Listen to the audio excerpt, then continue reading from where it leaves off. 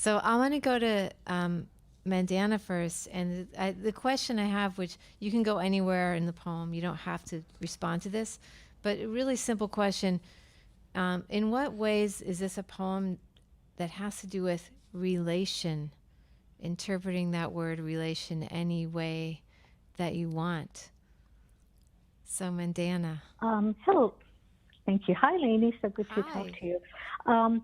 Can I, first of all, say I'm such a huge fan of Edwin Torres, and I love something you said before I joined, which was complexity is what you want it to be. And I think it suits any of the poems really in the New York School, but certainly this poem very well. One thing that actually only occurred to me this morning after a really good conversation in the forums is that, we consider the branches being the relation to each other because that's the external relation we see.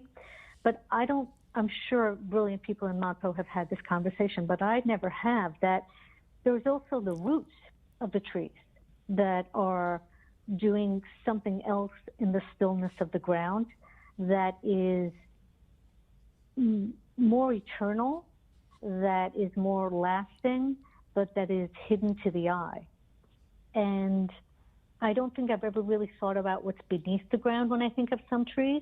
I always have thought about what's above the ground. But it's for me, a great way to look at some of the poems that do feel complex, that there are many ways to approach it, as Edwin said, from the outside of the branches connecting with each other in the wind, or even in the depth of the ground where, roots of some of these ancient trees, like I think the pando goes like miles and miles and miles.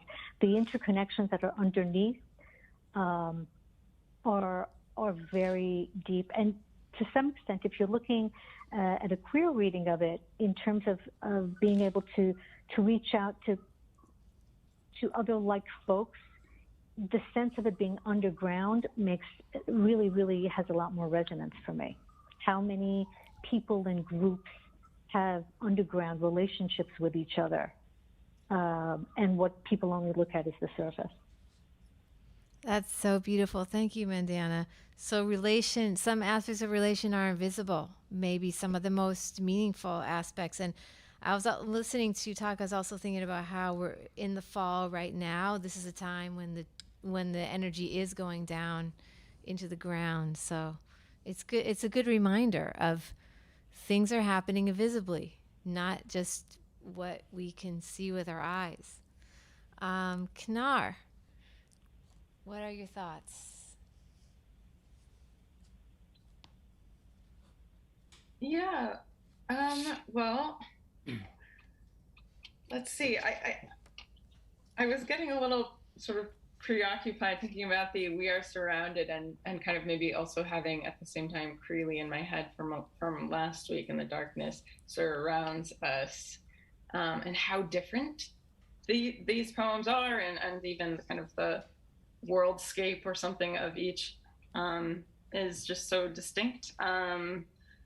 But yeah, in the Creeley poem, it's like this kind of petrocultural surround, individualistic kind of, I think, world.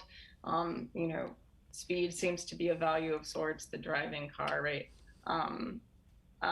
Here, there's sort of this surround, and we're told a silence already filled with noises, and then later, our days put on such reticence, these accents seem their own defense. But there's sort of this co-presence of silence and noise, of kind of reticence and flourish and light, which I find just really beautiful and wonderful, and seems to capture some of the kind of irreducible sort of otherness that we can kind of feel when we're in a natural kind of world, or in the presence of sort of a very large, in a certain sense, sublime thing like a massive tree, and just sort of the form of like pause that can create. That's also a noisy pause. So yeah. Wow. I'm just thinking about that word irreducible. A tree is irreducible. A poem is irreducible. Maybe a pause. Thank you. Allie. I'm thinking about just the kind of words that are particularly pointing to language in this poem.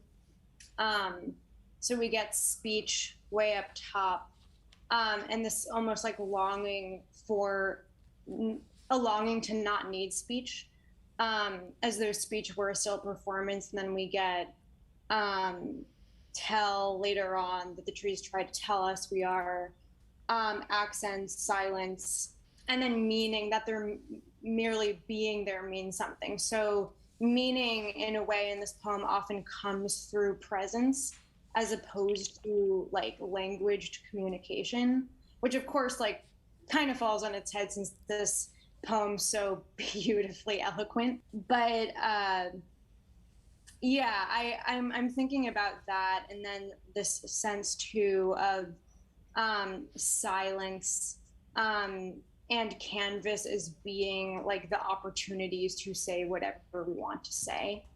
And so like the possibilities for speech here and relationship through speech and the not needing of speech is just like is so active in this poem. Wonderful. Yeah, I feel like one of the things I was thinking about was how it could be a love poem. And so this notion that you raise about just being there, you know, presence between people, but also the relationship between people and trees and what we can learn from trees. So thank you for that. Edwin, what are your thoughts? Well, I'm really fascinated by the sense of the long sentence as a root structure of sorts, like poetically the tendrils. Like he goes, arranging by chance to meet as far this morning from the world as agreeing with it, you and I. I mean, he's headed somewhere, and then we're going off in different directions before we get there. And I love that. Maybe that's a New York school sort of thing where you're going one way, and along the way, there's a lot of things on the block. So you're literally you're allowing the world you're in into the poem. So in this situation, how it connects with trees and the joining, the language as a joining device is a really beautiful. There's a contemplative notion to that sort of complexity, and that just happens throughout as it unfolds and unfurls throughout the poem. We're taken, and it reminds me of if we were allowed to go to the root of a tree, you know, to literally follow where the source comes from, where we travel towards, and what's bringing us there. I want to do that. That would be awesome. But just imagining it, you're also making me think about the mycelium, right? When we think about invisibility and the largest organisms, and there's so much there. And what's not said becomes the equal partner, you know. Powerful. Thank you, Lainey. Thank you all. I just want to add something that has come in from Violetta Orozco, who is a first-time ModPoer, really, really fascinating person, who asked this morning if there was an eco-critical reading of some trees. And we've done that. We've done that in previous years, but I think the comments that we've just heard stress that. You know, in a way, Ashberry is leaving Cambridge, let's just say, Cambridge, Massachusetts, to find a place where there's a better, more apt model for living, and he finds trees who basically teaches him a different kind of sociality.